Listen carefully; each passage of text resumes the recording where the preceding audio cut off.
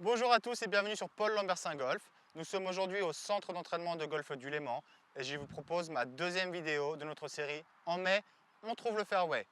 Aujourd'hui, nous allons aborder une faute qui touche malheureusement pas mal de joueurs. C'est ce qu'on appelle communément le pivot inversé. Je vous explique en quoi ça consiste. C'est quand un joueur, au sommet de la prise d'élan, place son poids sur la jambe avant et malheureusement, de cette position, il ne pourra que se jeter en arrière pour contacter la balle. Deux problèmes majeurs à cause de cette faute. Un énorme manque de puissance, puisque c'est comme si je voulais envoyer une balle à la main en prenant un appui sur l'avant et en me jetant en arrière. Je ne vais pas générer beaucoup de puissance. Le geste idéal serait plutôt d'aller vers la droite, puis vers la gauche. Et également, je vais avoir tendance à couper la balle à cause de cette faute, puisque, je vous le montre dans la ligne de jeu, d'ici là vers l'avant, si je veux toucher la balle, je n'aurai pas d'autre choix que de couper la ligne de jeu de l'extérieur vers l'intérieur, engendrant ainsi un slice. Un petit exercice pour vous. Je vous propose de vous munir d'un calepin.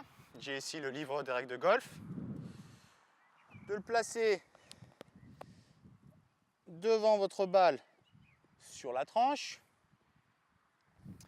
L'idée étant de faire des swings d'essai en gardant la vision sur la partie interne ici du calepin, c'est-à-dire comme ceci. On voit bien que mon poids est chargé sur la droite et je vais pouvoir envoyer sur la gauche, de l'arrière vers l'avant. Si je suis en pivot inversé, malheureusement je vais perdre cette partie des yeux et je vais plutôt avoir la vision sur l'autre partie. Ce n'est pas la sensation qu'on recherche.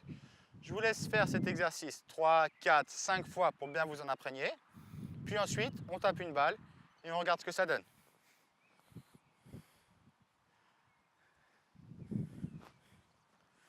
Hop, je vais garder la même sensation que j'ai eue auparavant, c'est-à-dire la vision sur la partie interne du calepin.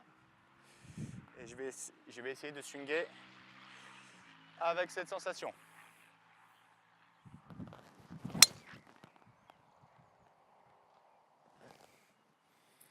Cette balle était longue, elle était droite.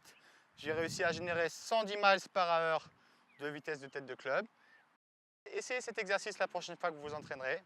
D'ici là, bon entraînement à vous et merci de votre soutien.